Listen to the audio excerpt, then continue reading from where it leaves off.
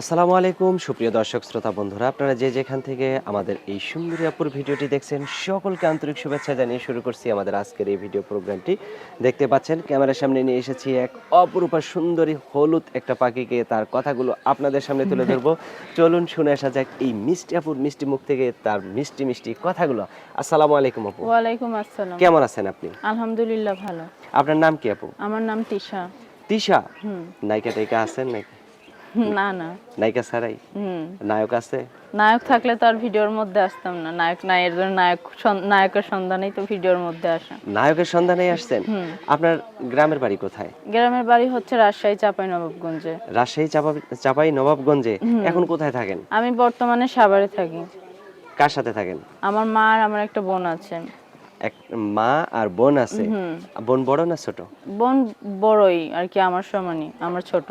মানে আপনার সমানই কিন্তু আপনার ছোট। হুম। আপনার বোন কোনো কাজ করে? হ্যাঁ, আমরা দুই বোন টেইলার্সের কাজ করি, দর্জির কাজ। দর্জির কাজ করেন? হুম। আপনার শরীরে এই পোশাকটা কি আপনি নিজেই বানাইছেন? হ্যাঁ, আমি নিজেই এগুলো আমি বানাই। মাশাআল্লাহ, অনেক সুন্দর।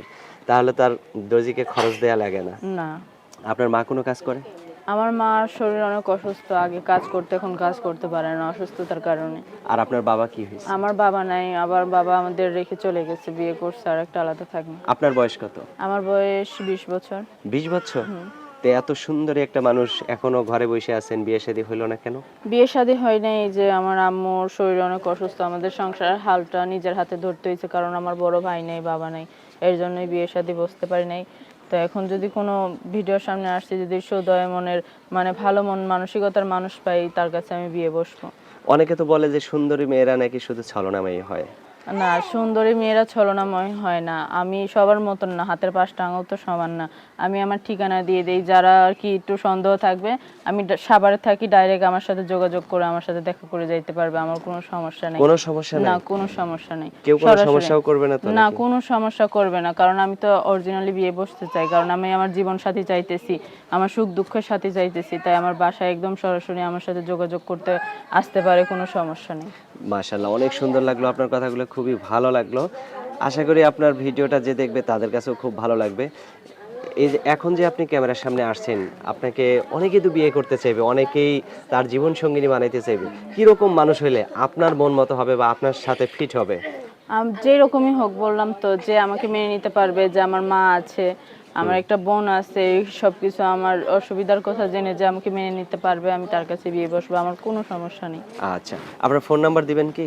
হ্যাঁ, আমি ডিসপ্লেতে দিয়ে দিন, আমি নাম্বার দিয়ে দেবো। আচ্ছা, তো আপনার ক্যামেরা সেট আছে? না, আমার ক্যামেরার ফোন নাই, যে আমাকে দেখতে চাবে, বাইরে থাকে বা হইলো দূরে থাকে, যারা আমাকে যদি দেখতে চায় সে আমাকে সেরকম ব্যবস্থা করে দিবে। আর যদি কথাবার্তায় তার ভালো লাগে, সে আমাকে দেখতেও পারে ভিডিও কলে, আমি আমার ফ্রেন্ডের বা বন্ধুর যার কারো বা বাড়িওয়ালার ফোন দিয়ে কথা বলতে পারবো 2-1 মিনিট, সমস্যা নেই। যাক, মাশাআল্লাহ, আপনার কথাটা শুনে খুবই ভালো লাগলো। তো আপনার দূরের মানুষ পছন্দ না কাছের মানুষ পছন্দ? দূরের আর কাছের হোক, দূরের আর কাছের যেখানেরই হোক না কেন, মানুষ যদি আমার মনের সাথে মিলে, কথাবার্তায় মিল থাকে, তাহলে আমার কোনো সমস্যা নেই। আচ্ছা, অনেক সুন্দর কথা বলছেন। তো আপনার লেখাপড়া কোন পর্যন্ত করা হয়েছে? আমি ক্লাস 10 পর্যন্ত লেখাপড়া করছি। মাশাআল্লাহ, অনেক সুন্দর কথা। নামাজ কালাম পড়া হয়? হ্যাঁ, পড়া হয়। তো এই তো, আর নাম্বার তো পরে দিবেন নাকি? হ্যাঁ। আচ্ছা, তো আর কিছু বলার আছে? না, আর কিছু বলার নেই। কিচ্ছু বলার নেই? না, কিচ্ছু বলার নেই। সবার উদ্দেশ্যে একটা কথাই বলার, যে ভাইয়া যদি আমার ফোনটা কখনো বন্ধ পান, তাহলে কেউ বাজে মন্তব্য করবেন না, আমার নাম্বারে একটা মেসেজ দিবেন, কারণ আমি লেখাপড়া জানি, যে আমি মেসেজের রিপ্লাই ফোন পরে দিব, কারণ আমি মানুষের কাজ করি, আমার ফোনটা বন্ধ থাকতেই পারে। হ্যাঁ, তার হ্যাঁ, জন্য রাইট। যদি কেউই নাম্বারটা বন্ধ পান, খারাপ মনে করবেন না, আমাকে একটা মেসেজ দিয়ে রাখবেন, আমার কাজ শেষে আমি তার সাথে যোগাযোগ করে নিব, সমস্যা নেই। আচ্ছা, ঠিক আছে আপু, ভালো থাকবেন। প্রিয় দর্শক, আপনারা ভালো থাকবেন। আর এই তিশা আপুকে যদি কারো ভালো লেগেই যায় একান্তভাবে, তাহলে অবশ্যই তার সাথে পার্সোনাল ভাবে যোগাযোগ করবেন। ভালো থাকবেন সকলেই। আল্লাহ হাফেজ।